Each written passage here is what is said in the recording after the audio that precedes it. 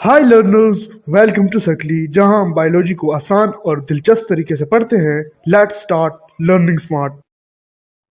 अस्सलाम वालेकुम। आज हम एक बहुत ही दिलचस्प टॉपिक पढ़ने जा रहे हैं, मलेरिया बायोलॉजिकल तरीक़ेकार की एक मिसाल।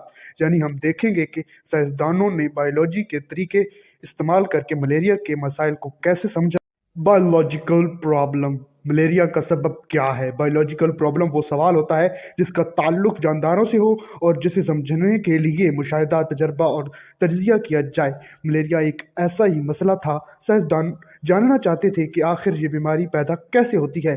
पहले ज़माने में लोग नहीं जानते थे कि मलेरिया क्यों होता है। कुछ लोग समझते थे कि ये गंदे पानी या बदबूदार हवा से फैलता है, लेकिन साइंसदानों ने तहकीक से पता लगाया कि मलेरिया का असल सबब एक छोटा सा प्लाज्मोडियम नामी जानदार है।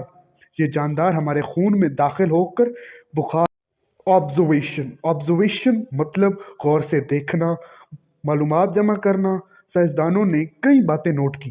पहला, मलेरिया ज़्यादातर उन इलाकों में होता था जो इलाके दलदली होते।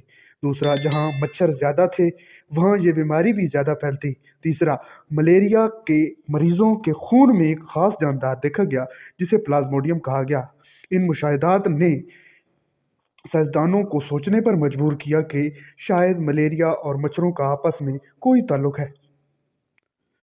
हाइपोथेसिस, हाइपोथेसिस एक अंदाज़ा होता है जो ऑब्जर्वेशन की बुनियाद पर लगाया जाता है।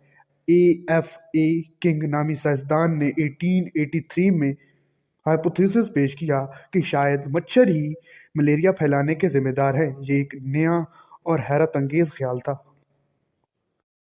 एक्सपेरिमेंट, एक्सपेरिमेंट वो अमल होता है जिसमें हम अपने ख्याल को आजमा कर देखते हैं कि वो दुरुस्त है या नहीं। 1880 में एक और साइंसदान रोनाल्ड रास ने भारत में तजर्बे शुरू किए। उन्होंने मच्छरों को मलेरिया के मरीजों का खून पिलाया, फिर उनके मच्छरों के जिस्म का मुताला किया। उन्हें पता चला कि मच्छरों के सिलिवरी ग्लैंड्स में वही प्लाज्मोडियम मौजूद है। यानी जब मच्छर किसी सेहतमंद इंसान को काटता है तो ये जरासीम उसके खून में मुंतकिल हो जाते हैं। यूं मलेरिया का राज आखिरकार खुल गया। कंक्लूजन, कंक्लूजन वो बात होती है जो हमें तजर्बे के आखिर में यकीन के साथ पता चलती है। नतीजा ये निकला कि मलेरिया मच्छर के ज़रिए फैलता है, ख़ासतौर पर एनोफिलीज नामी मच्छर के ज़रिए।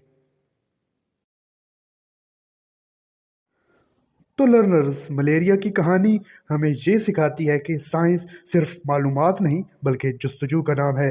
जब हम सवाल करते हैं, मुशाहिदात करते हैं और तजर्बे करते हैं, तभी सच तक पहुंचते हैं, और यही बायोलॉजिकल तरीक़ेकार की असल रूह है। Thanks for watching.